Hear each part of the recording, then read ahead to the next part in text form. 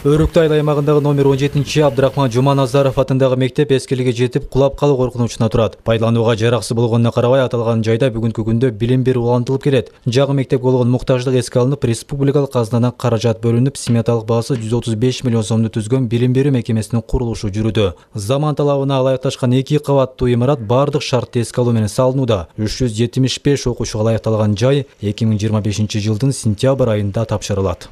Биздин мектеп 1959 жылы Ашар жолунда курулуп, 1960 жылдары пайдаланууга берилген. Азыркы учурда 730 ашык окуучу бар. Мектеп өзү 200 орунга ылайыкташкан.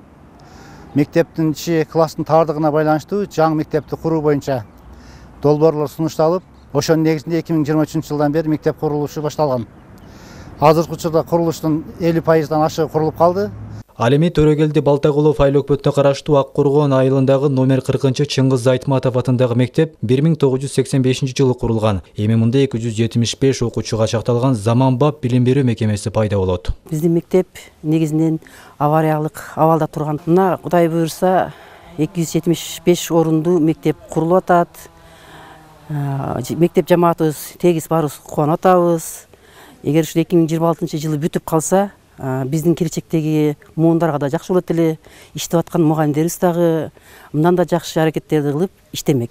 Курулушка 95 миллион сомдон ашуун каражат жумшалат. Пайдалануу ушул жылдын июль айында башталган. Каржы үзгүлтүксүз берилип турса, 2026 жылы окуучуларды кабыл алууга даяр болмокчу. Жуманазаров атындагы орто мектеби 2 кабаты бүтүп, азыр даярдашып атат плитаны койгонго. Райондун аймагында жалпы 4 мектеп азыр курулушу жүрүп атат. Кудай кааласа ошол 25 жылы 3 мектеп тапшырылса, 26 жылы ушул Чыңгыз Айтматов атындагы орто мектебин тапшырарга пландаштырылып атат. Мындан тышкары райондун аймагында мамлекет тарабынан каржыланып 5 бала бакчанын курулушу дагы кызуу жүрүүдө. Дөөлөт Канатбеков, Бурканбек Матов, Ала Тоо 24, Жалал Абад облусу.